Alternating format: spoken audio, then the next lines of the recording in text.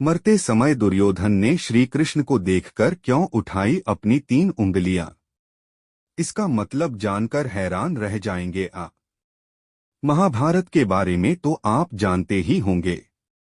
आपने इसे पढ़ा नहीं होगा तो देखा जरूर होगा। देखा भी नहीं होगा तो भी लोगों की जुबानी इसकी कहानी व इसके पात्रों से आप जरूर परिचित होंगे। हिंदू धर्म में आस्था रखने वालों व हिंदी साहित्य में रुचि रखने वालों के लिए महाभारत एक बहुत ही खास ग्रंथ है।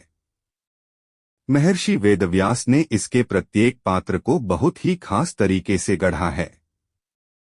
महाभारत के तमाम पात्रों में दुर्योधन जो रिश्ते में तो पांडवों का भाई ही है, लेकिन इस कहानी का खलनायक भी। दुर्योधन के कृत्यों से उसके चरित्र का जो निर्माण होता है वह उसके प्रति सिर्फ और सिर्फ नफरत पैदा करता है। हम आपको अपने इस लेख में दुर्योधन की गलतियों को बताएंगे, लेकिन ये गलतियां हम नहीं निकाल रहे हैं, बल्कि इन्हें स्वयं दुर्योधन मानते हैं कि उनसे महाभारत के युद्ध में ये गलतियां हुई हैं।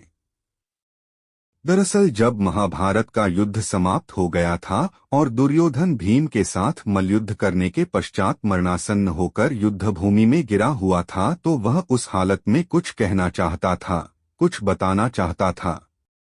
वह अपने हाथ की 3 उंगलियां उठा रहा था। जब भगवान श्री कृष्ण की दृष्टि उन पर पड़ी तो वे दुर्योधन के पास गए और उससे पूछा कि क्या वह कुछ कहना चाह रहा है। तब दुर्योधन बड़ी मुश्किल से बोलता है कि उसे लगता है कि उससे 3 गलतियां इस युद्ध के दौरान हुई हैं। उसे लगता है कि यदि वह ये गलतियां नहीं करता तो युद्ध का अंजाम कुछ और ही होता। फिर श्री कृष्ण पूछते हैं कि वह क्या महसूस करता है, ऐसी कौन सी गलतियां हैं जिन्हें वह नहीं करता तो युद्ध में उसकी विजय होती। मृत्यु के निकट खड़े दुर्योधन ने अपनी दुविधा बताते हुए श्री कृष्ण से कहा कि हे प्रभु, मैंने पहली गलती यह की कि युद्ध में स्वयं नारायण यानी भगवान श्री कृष्ण को अपनी ओर से लड़ने की बजाय उनकी नारायणी सेना को शामिल किया।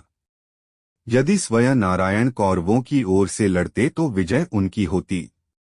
मुझे अपनी दूसरी गलती यह लगती है कि आपकी बातों में आकर मैं माता गांधारी के लाख कहने पर भी उनके सामने निर्वस्त्र खड़ा नहीं हो सका। यदि मैं माता का वचन मान लेता तो आज मृत्यु के निकट नहीं होता। तीसरी बात जो मुझे लगती है वह यह है कि यदि मैं शुरुआत से ही युद्धभूमि पर आता तो काफी कुछ समझ सकता था और अपनी रणनीति को बेहतर बना सकता था। तब शायद इतनी संख्या में कौरव नहीं मारे जाते और परिणाम हमारे हक में होता। मृत्यु के समीप पहुंचे दुर्योधन को अपनी जो गलतियां नजर आ रही थी उन्हें सुनकर श्री कृष्ण को दुर्योधन पर तरस आ गया।